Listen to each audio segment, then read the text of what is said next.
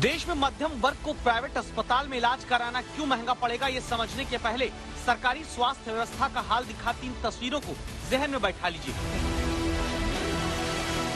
जब देश के तमाम राज्यों में सरकारी अस्पताल के भीतर बेड कम और मरीज ज्यादा होते हैं, जब एक एक बिस्तर पर 4-4 मरीज को लिटाकर इलाज ऊपर वाले के भरोसे होता है, ऐसी बीमार सरकारी अव्यवस्था की वजह से ही निम्न मध्यम वर्ग और मध्यम वर्ग के करोड़ों लोगों को देश में ज्यादा खर्च वाले प्राइवेट अस्पताल में जाना पड़ता है।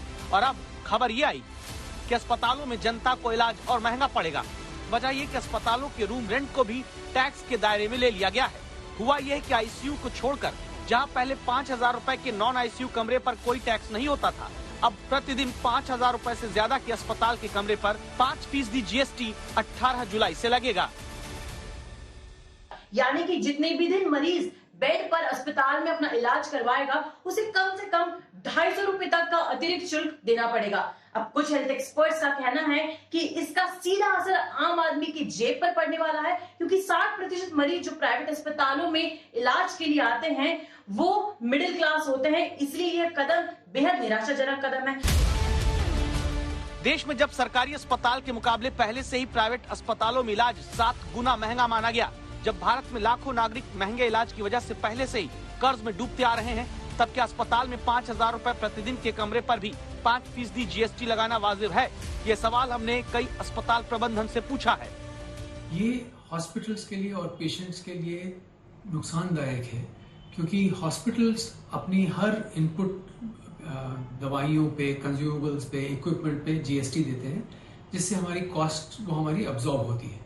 लेकिन क्योंकि हेल्थ केयर सर्विसेज एग्जेम्प्टेड है, तो हम उसका इनपुट क्रेडिट नहीं ले सकते।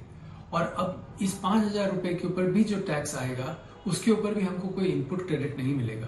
तो इसलिए हर अस्पताल ये कॉस्ट जो है पेशेंट को पास ऑन करेगा। हमारी सरकार हमेशा से चाहती है कि हम देश में यूनिवर्सल हेल्थ केयर करें और अफोर्डेबल हेल्थ केयर करें, लेकिन ये जो है ये पेशेंट की कॉस्ट अननेसेसरी बढ़ा देगा। बहुत ही कम नंबर ऑफ संख्याएं हैं, बहुत ही लेस परसेंटेज ऑफ पीपल है जिसपे ये चीज एप्लीकेबल होगी, लेस नंबर ऑफ पेशेंट्स हैं।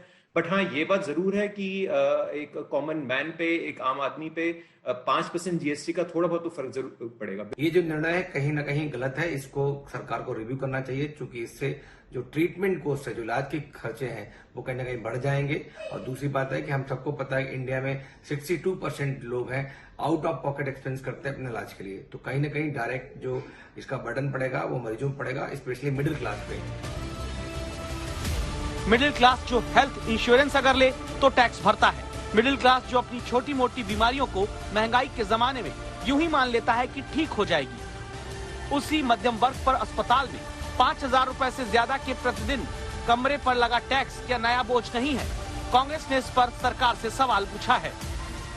अस्पताल में कोई आदमी भर्ती हो जाए तो 5% कमरे पर, हॉस्पिटल हेल्थ का इंश्योरेंस करा ले तो 18%, और डायमंड खरीदना हो तो 1.5%। और डायमंड कौन कौन बेचते थे वो अभी सुदूर समुद्री तटों पर बैठे हैं।